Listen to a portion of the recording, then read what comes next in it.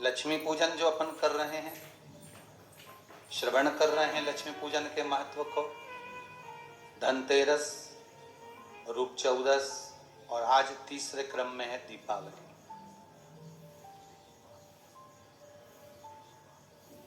कल की कथा में सुंदर गोवर्धन चरित्र को लेंगे, फिर पांचवें दिवस की कथा में भैया दूज की कथा का स्मरण करेंगे। और जो 5 दिवसीय पूजन आप नित्य धनतेरस से चौकी लगाकर, लीप कर, पोंछ कर, थाली रखकर उसमें जो चांदी का सिक्का और या अपना सिक्के का जो पूजन कर रहे हैं, वह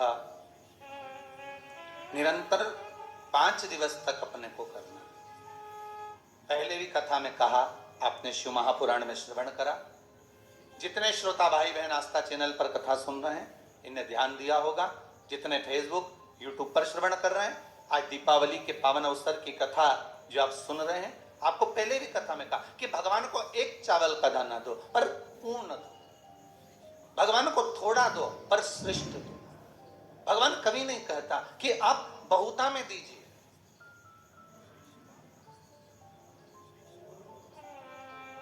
भगवान कभी नहीं कहे। परसों की कथा में कहा था, धनतेरस की कथा अगर आपने श्रवण करी होगी तो उसमें कहा था, कर्जा लेकर, किसी से उधार मांगकर, किसी से धन लेकर यदि आप कोई वस्तुएं लेकर आ रहे हो, कोई सामग्री लेकर आ रहे हो और वो तुम लाकर पूजन में रख रहे हो, तो उसकी कोई महत्वता नहीं, उसकी कोई मूलता नहीं।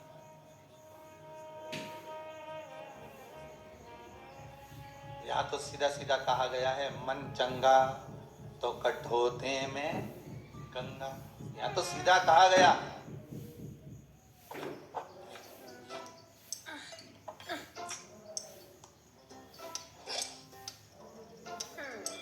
अगर मैं कल नहीं रहा तो क्या करोगे तुम? मेरा मतलब कल मैच है ना, इसीलिए परसों नरसों दरसों तो हूँ।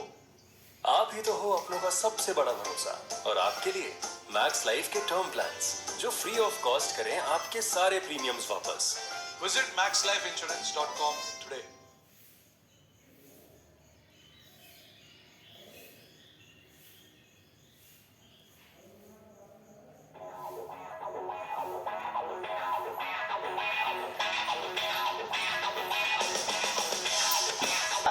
अगर आपका विश्वास प्रबल है, आपकी भक्ति प्रबल है, आपका मन प्रबल है, तो भगवान वस्तुओं से नहीं रिश्ता। भगवान तो केवल निर्मल मन देखता है, भाव देखता है, शुद्धता देखता है, आपके हृदय का आनंद देखता है।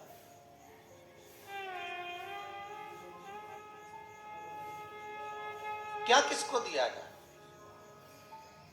अब देखिए, पूरे अवधपुर के वासी राम जी को घी का दिया लगा रहे हैं प्राप्त करने के, और एक चरित्र प्राप्त होता है सुंदर पंपा सरोवर का। एक चरित्र प्राप्त होता है सुंदर चित्रकूट का।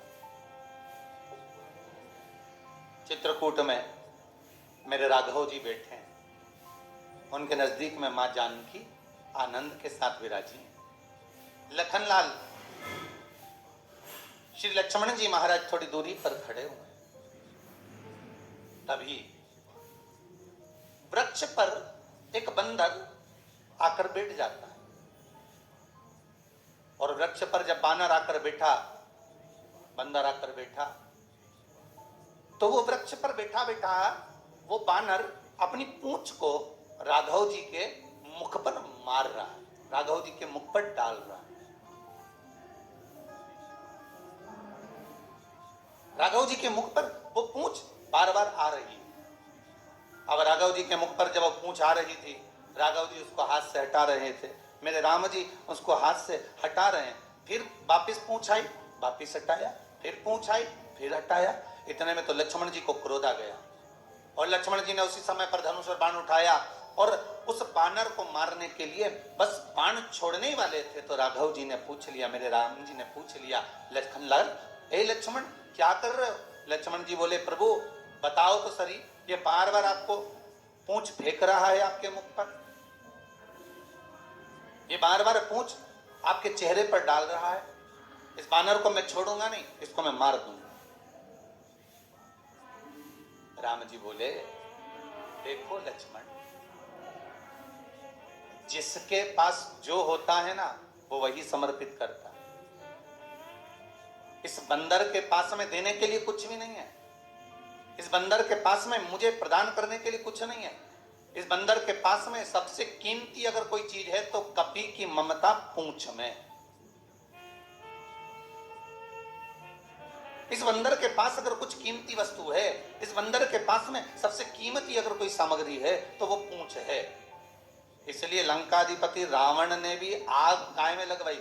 पूंछ में आग लगवाई, क्योंकि बंदर की जो ममता है, कपी की ममता पूंछ में, तो कपी की जो ममता है, बानर की जो ममता है वो पूंछ में होती है। इसलिए ये अपनी पूरी ममता, अपना पूरा सुख, अपनी पूरी ममता मुझे पूंछ के माध्यम से समर्पित कर रहा है। अवधपुर वासी राम जी के आने पर घी के दिए जलाते हैं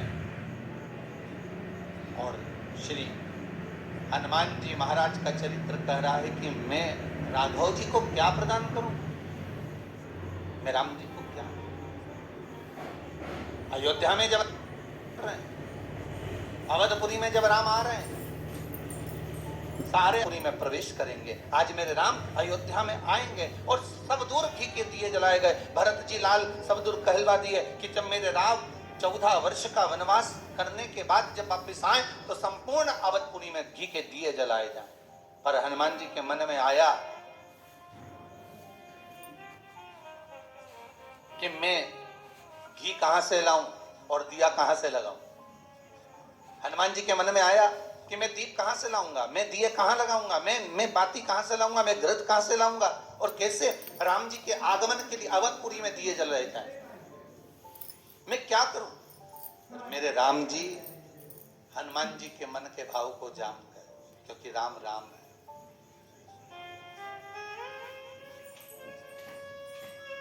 एक बात अपने जीवन में उतार कर रखिएगा, परमात्मा के सामने तुम कुछ नहीं भी कहोगे ना तो भी मेरा परमात्मा सब जानता है, सब जानता है। छोटा सा बच्चा रोता है, बिलखता है, क्या बच्चा कहता है कि मुझे भूख लगी है?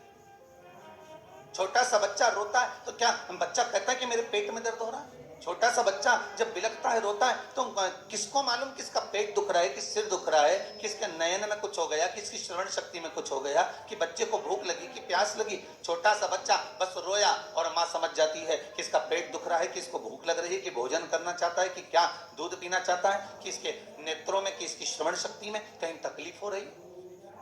बच्चा बोलता नहीं है पर मां समझ जाती है कि मेरे बच्चे को यह तकलीफ हो रही है। उसी तरह आप परमात्मा के सामने जाकर बैठ जाओ, आप मंदिर में जाकर बैठ जाओ, आप भगवान की भक्ति में जाकर बैठ जाओ, आप लक्ष्मी जी की पूजन में जाकर बैठ जाओ, आप शंकर की आराधना में जाकर बैठ जाओ। आपको कहना नहीं पड़ेगा कि माँ आप हमारे घर में आइए, केवल माँ तो एक भाव आपका देखना चाहती है और माता सदा आपके घर में रहना चाहती है। लक्ष्मी स्वतः ही आपके निर्मल मन को देखकर आपके घर में प्रवेश कर जाती है। हनुमान जी ने सोचा कि ना तो मेरे पास में घी है, ना मेरे पास में बाती है कपास की, ना मेरे पास में दीपक है, अब मैं करूं तो करूं क्या? ऐसा कोई दिया मैं भी लगाऊं, ऐसा कोई दीप मैं भी प्रज्वलित करूं, ऐसा कोई दीप मैं भी प्रकट करूं कि वो दिया लगाऊं और चारों तरफ प्रकाश हो जाए। ऐसा कौन सा दिया हो सकता है? वो दीप कौन सा हो सकता है? आप भी विचार करिएगा कि हनुमान जी ने वो कौन सा दिया लगाया था जिसमें हनुमान जी के पास ना तो बाती थी, हनुमान जी के पास ना तो घी था, हनुमान जी के पास ना दिया था, और उसके बाद भी प्रकाश कर दिया था। वो कौन सा दीप हनुमान जी महाराज ने लगाया था? महाराज राम जी समझ गए कि हनुमान चाहते हैं दिया लगाने के लिए, तो हनुमान को दिया लगाने भेज ही दिया जाए। और मेरे राम जी ने हनुमान जी को सुनो, अब अयोध्या थोड़ी ही दूर पर बची है, कुछ दूर पर अयोध्या बची है। राम तुरंत बोले हनुमान, अब जाओ, सबसे पहला दिया आपको लगाना है अवधपुरी में मेरे आने का। सबसे पहला दीप आपको जलाना है अवधपुरी में मेरे प्रवेश का। सबसे पहला दीप आपको प्रज्वलित करना है मेरे आने का। तो हनुमान जी महाराज बोले, ना तो मेरे पास में रुई है, कपास है, ना मेरे पास में घी है, ना मेरे पास में दीपक है, फिर मैं कैसा प्रकाश कर सकता हूं। तब श्री राम जी महाराज ने कहा, हनुमान जाओ, श्री भरतलाल जी के पास में जाओ, नंदीग्राम में जाओ और भरतलाल जी से जाकर कहना कि राम अयोध्या में आ रहे हैं। बस सबसे बड़ा अगर कोई दीप होता है, सबसे प्रबल अगर कोई दीपक होता है, तो किसी के चेहरे पर खुशी दे देना। ये दुनिया का सबसे प्रबल दीप होता है, दुनिया का सबसे प्रबल दीप, दुनिया का सबसे प्रखर दिया। बस यही है कि किसी रोते के चेहरे पर प्रसन्नता आ जाए।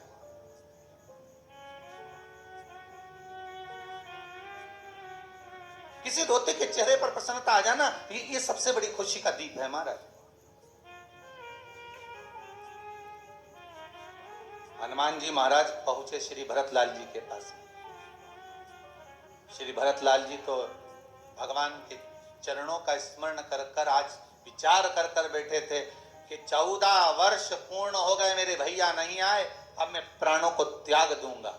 अब मरने वाले व्यक्ति के पास में मेरे राघव जी ने हनुमान जी को भेजा है। जरा विचार करिएगा, आपके जीवन में अगर दुख हो, तकलीफ हो, कष्ट हो और मेरे शंकर ऐसी करुणा कर दे, मेरा कैलाशी, मेरा अविनाशी, मेरा शिव ऐसी कृपा कर दे, और किसी कोई ऐसा व्यक्ति जो मरने जा रहा है, सुसाइड करने जा रहा है, जो व्यक्ति ऐसा जो जीवन से हार चुका है, ऐसे व्यक्ति के पास में अगर मेरे राघव जी, मेरे हनुमान जी को भेज रहे हैं, मेरे शंकर अगर किसी को भेज रहे हैं, तो समझ लेना कि वो खुशी का दीप जलाने के लिए आए।